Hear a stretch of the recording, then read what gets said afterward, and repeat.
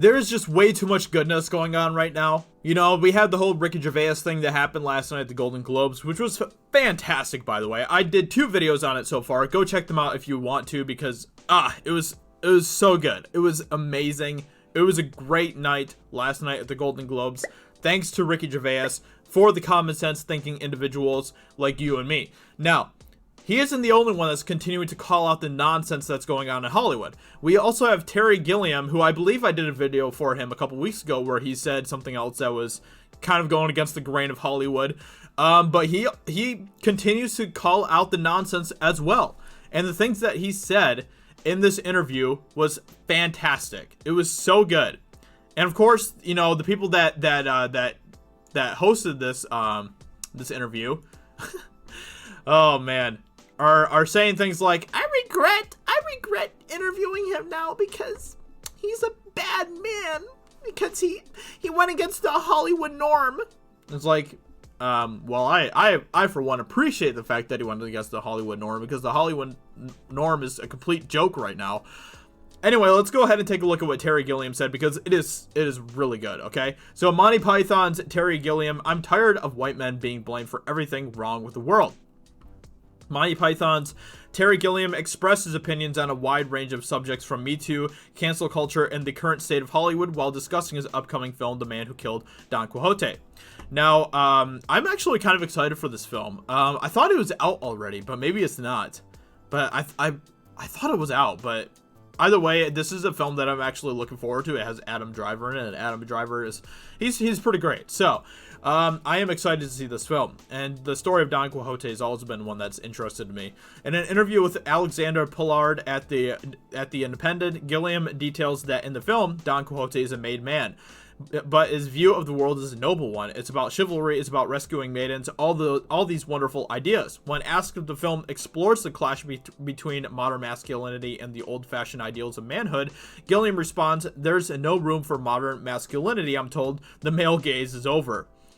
He then discusses Joanna Ribeiro's Angelica, a film star who was promised to make it big but has ended up becoming a model and an escort. He states, in the age of Me Too, here's a girl who takes responsibility for her state. He continues, whatever happened in this character's life, she's not accusing anybody. We're living in a time where there's always somebody responsible for your failures, and I don't like this. And I completely agree with that. I want people to take responsibility and not just constantly point a finger at somebody else saying, you've ruined my life. And does this not remind you of a certain little girl who is being propped up as kind of the figurehead for a movement, whose first name is Greta, and is very famous for saying, how dare you? And saying things like, you know, you ruined my childhood or something along those lines and stuff, and all this type of nonsense. And it's not just her, okay? There's so many people that have this type of mentality where they do not take responsibility for their failures, and instead they would rather point their fingers at other people and say, the reason that I'm a failure is because of you and your fault, because you're a white man and you're bad, and because of you, I'm a failure. And it's like, no, you're a failure because you probably either suck at life or you made a bunch of really bad decisions. And I what he said here is just great. This is fantastic. I completely agree with everything that he said right here in this statement. The conversation then appears to shift towards Harvey Weinstein as Pollard questions, isn't it a bigger problem that men are refusing to take responsibility for abusing women, abusing their power? Gilliam responds, no, when you have power, you don't take responsibility for abusing others. You enjoy the power. That's the way it works in reality. And of course, everyone lost their minds when he said this, but he's not saying that he agrees that that's the right thing, right? But he's just saying that that's just the reality of the situation. And, you know, if you want to fight against that, then go for it. You know, you don't have to say that this is the way that things should be. In a perfect world, this isn't the way that people should be acting when they have power. But unfortunately, that's the way that a lot of people use their power. He's not saying that he agrees with that. But of course, everyone's like, because he pointed out something that's just factually true, everyone's like, he must believe everything and agree with this. And it's like, no, he's not saying that he agrees with this. He then declares the Me Too movement is a witch hunt. Yeah, I said Me Too is a witch hunt. And look, Me Too is kind of like the feminist movement, okay? It started off as a good thing. It started off as something that was actually helpful, but it quickly turned into something that wasn't helpful. It quickly turned into a corrupted version of what it was originally meant to do.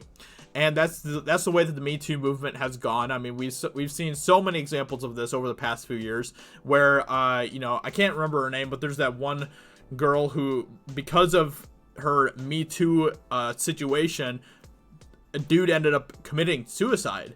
Like, it's turned completely nuts, and now it's been kind of weaponized in a lot of ways. And that's kind of the same thing with the feminist movement. Plus, there's so many other movements that have kind of gone this same way. Like I said, a lot of these movements, they start off as good things, but they quickly become a corrupted version of what they were originally meant to do.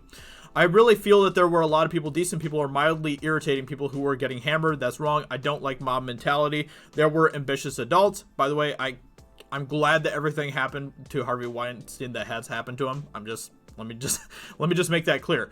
He continues, there are many victims in Harvey's life, and I feel sympathy for them, but then Hollywood is full of very ambitious people who are adults, and they make choices.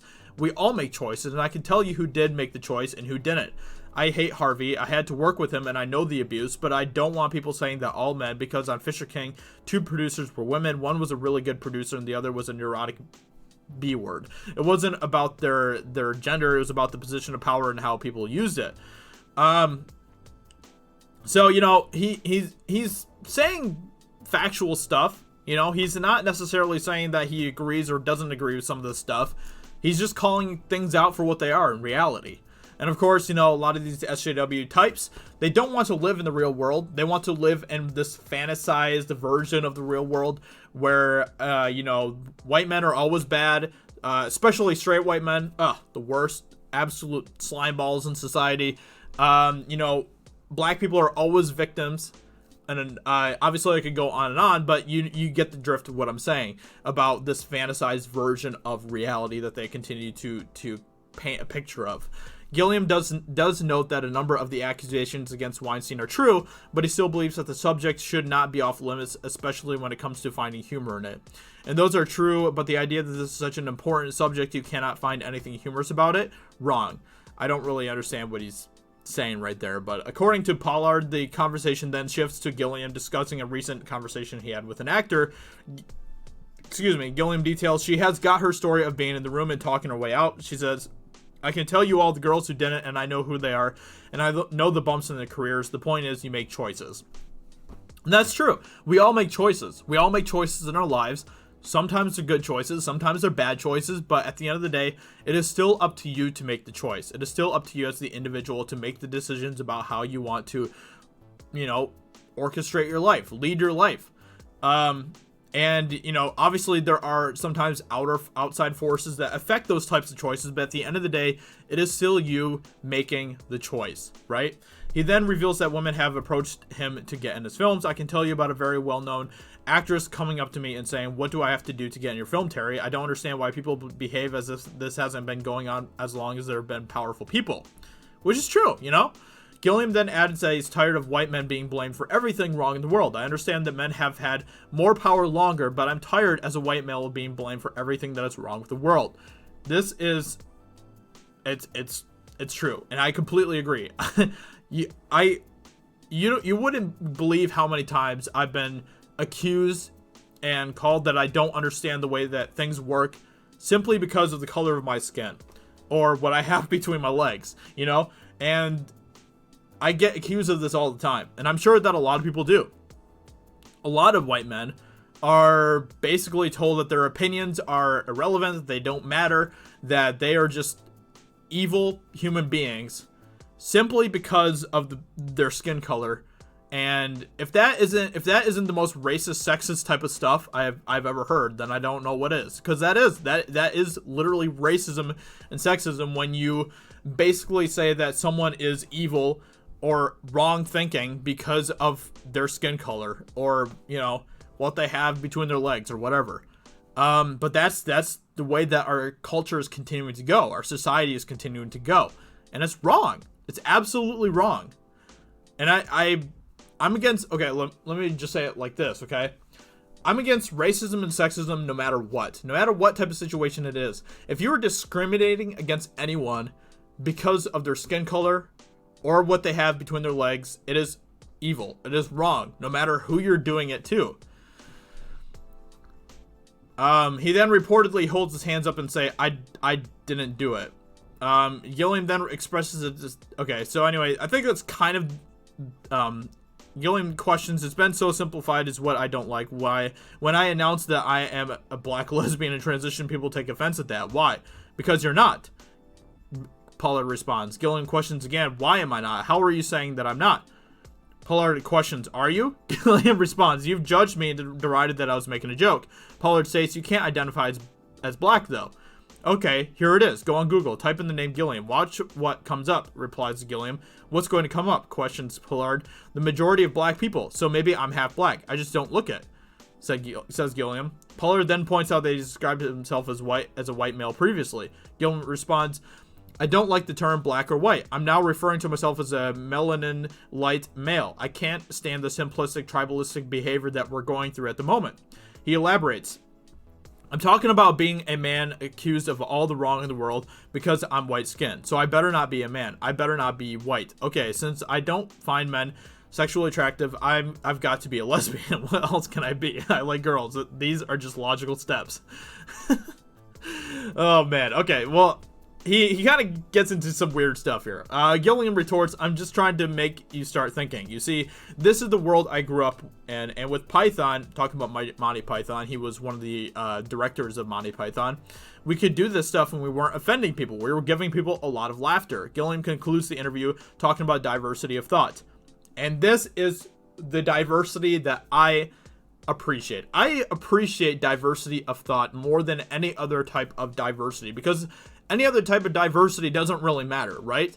Like the color of your skin, it doesn't really matter at the end of the day. What really matters is what's going on up here and what's going on in here. That is what truly matters at the end of the day. That is where true diversity, people are more diverse with their thoughts than they are with their skin color. But of course, this goes completely against the narrative of Hollywood and the whole leftist side of things, you know.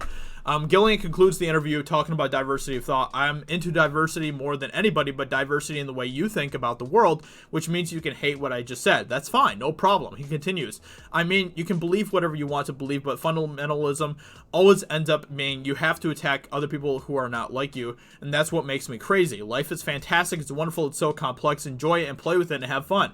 He adds, that's why I didn't become a missionary. That was my plan. I was quite the little zealot when I was young, but when their God couldn't take a joke, I thought, this is stupid. Who would want to believe in a God that can't laugh? After, okay, well, you know, it is what it is, but at the, you know, I appreciate what he says here.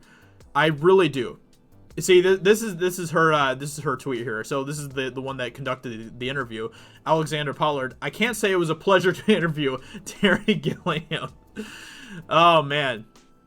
She also hopes that Gilliam will fall from grace for his opinions, which is insane.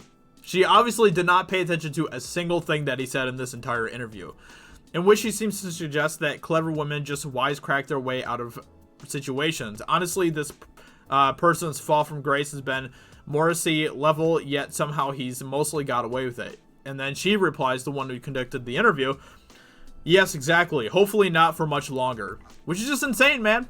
It's insane. It just goes to show that these people, they don't understand diversity of thought. They just don't comprehend it. I don't know if they're just like the biggest idiots of the world or what, but they can't comprehend people having other opinions and other ideas, other thoughts than what they have. They don't like it. This makes them extremely uncomfortable when you have a different opinion that they have. It really does. Every single time. They can't stand it. They don't like it. Yet these people are supposed to be the tolerant ones, right? Are they really tolerant? I don't think so. I really don't. I really do not find these people tolerant at all. Anyway, let me know in the comments below what you think about what Terry Gilliam says here. I agree with a lot of it. I really do. I think that he is calling out things that need to be called out. He is speaking facts. He is, you know, he's speaking real truth. And I appreciate the fact that he's saying what he's saying. With that being said, hope you guys enjoyed, and I will talk to you all very soon in another video. Talk to you later. Bye.